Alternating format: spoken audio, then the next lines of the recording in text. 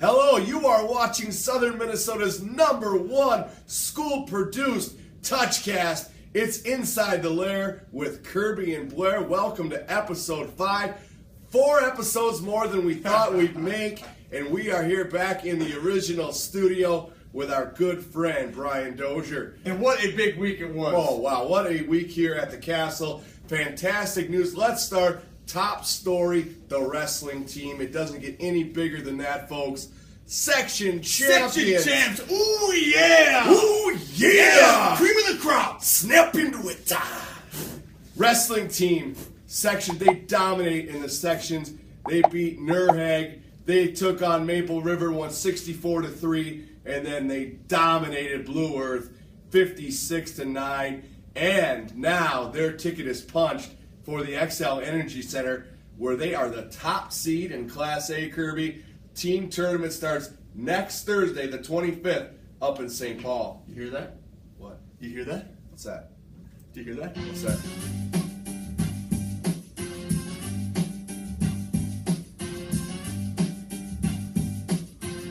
I like it. Caledonia knows how to party. Caledonia knows how to party. In the city, just south of Houston. In the city, just west of Scotty. In the city, just north of Iowa. They keep it rocking. They keep it rocking. Yes!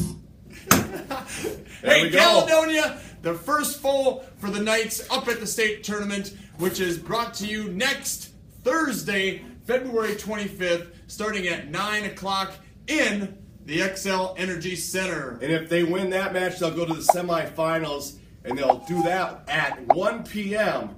And if they win that one, folks, then it's time for the championship match, 7 p.m., XL Energy Center. Be there or be square. It's going to be a throwdown. Who could it be? Could it be Minnesota? Could it be somebody else? We don't know. But I'll tell you what, our Knights are looking primed, and we're set to go right up here, folks, to the XL Energy Center. Ooh, yeah! Ooh, yeah! Snap into it. All right. Switching gears. Switching gears. Girls hoops. Girls hoops. basketball. 2-game winning streak for your Lady Knights. They beat Triton on Friday night by a score of 89-39. And then Tuesday, last night, a big win over Stewie, 71-47. A big win for Coach Lurkin and his squad. I got a couple of notes on that. All right. Triton, 89-39, 50-point win. The Knights had 14 three-pointers. Unbelievable. In the first half. They scored 60 in the first half. Bombs away, boys. Holy smokes, that was a heck of a shooting effort there. And then on last night, Stewartville 5-19 came to town. Senior night for our girls. All the senior girls, thank you for continuing to stick with the program. Such an honor to be a senior wrestler, basketball player, senior athlete, anywhere. Quam led the way last night, 24. Savannah Blease keeps throwing in points lately, scoring 26. And Natalie Hildebrandt, a three-point specialist, knocked down a three-pointer in the second half last night. The Knights' record is 15-9 now, 26th in the QRF, and they look to keep that rolling against Casson Manorville on Friday night, their final regular season game. And next week, Thursday night, is their first home, probably home. It should be in the castle. Should be in the castle playoff game next Thursday night. Well, good luck to the girls. Switching gears, boys hoops, ending the regular season, 2 games last week, playing Triton on Friday nights on senior night, coming up just short to the Cobras. A pesky effort there by those Cobras, 62-47, and a little. I have to say, I think this game was a lot closer than the score indicated, but the Knights just couldn't quite get the victory. And then last night, a game against Medford, and 2 very even opponents.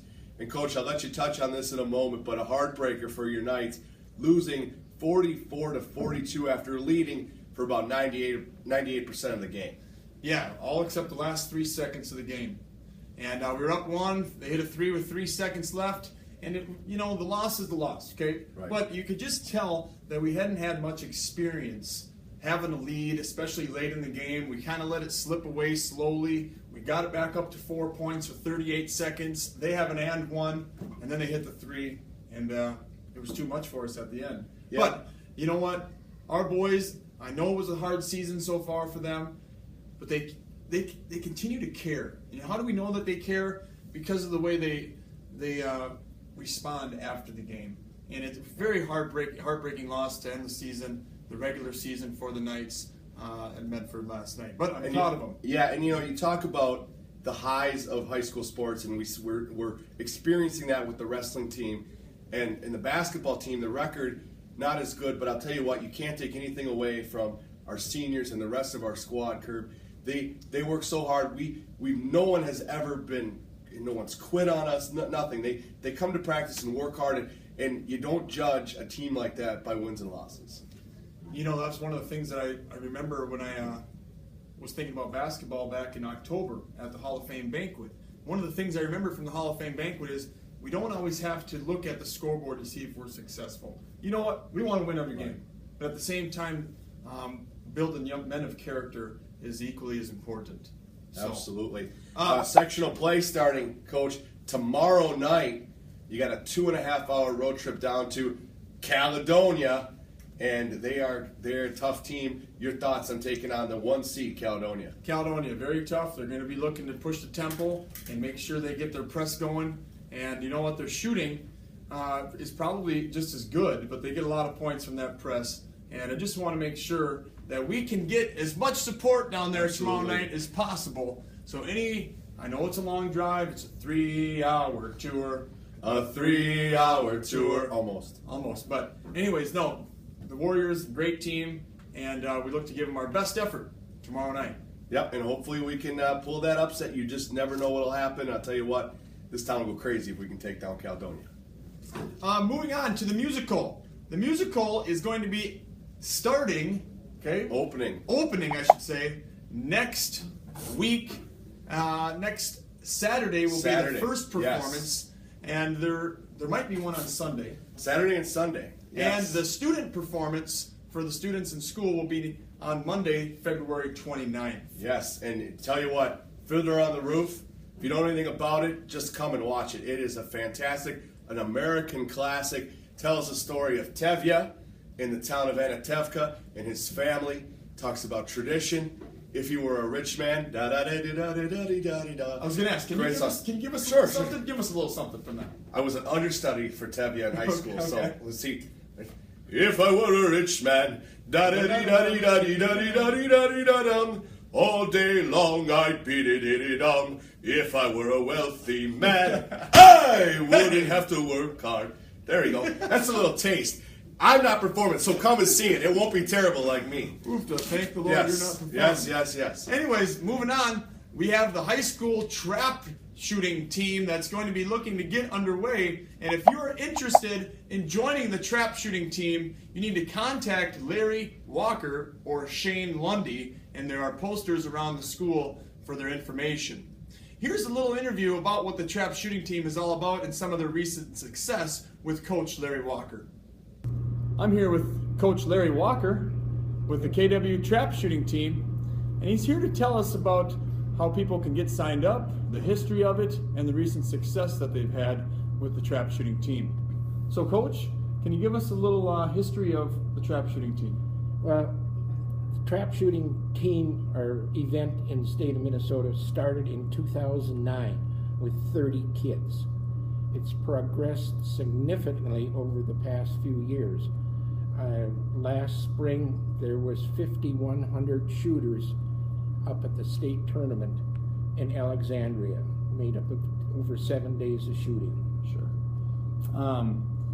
And when I was talking to you before, you mentioned a little bit about hockey and how it's starting to catch up. The popularity is starting to catch up to hockey. Minnesota is known as the state of hockey, but also it didn't catch up. It passed hockey for the number of students enrolled in the sport. So wow. It's really fast-growing sport. That's incredible. And what are some successes or recent successes that your team has had? Well, we were up at the state shoot in Alexandria last spring. And is that what this is here? No, this is there's 2 seasons. There's a spring and a fall season. Okay. After the fall season, the other coach and I, Shane Lundy, invited Zumbrota and Cannon Falls to come to the Wanamingo Sportsman Club and have a fun shoot.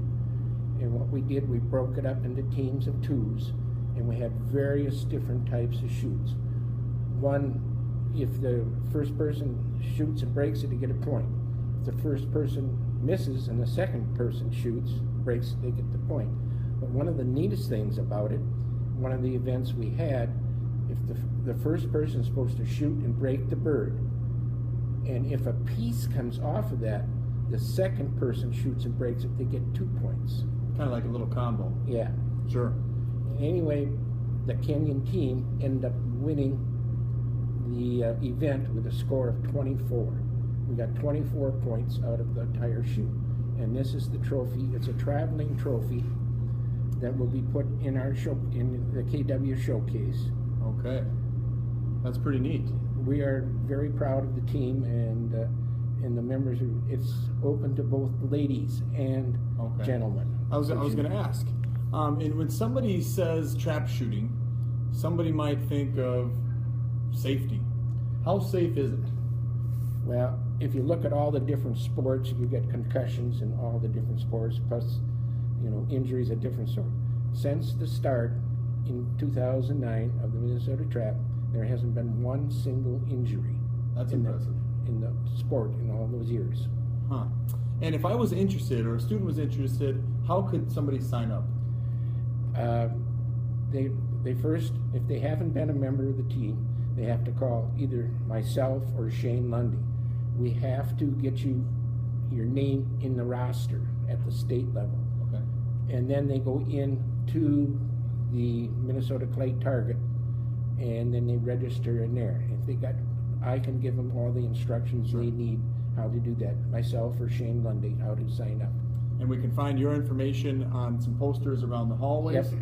And you must be firearm certified, correct? Right, you have to have your firearm safety certificate. Okay. Well, I want to say thanks to Larry for coming in, and if anybody's interested, give him a call. Please, we're looking for members, and we're spreading the shooting around to accommodate the kids.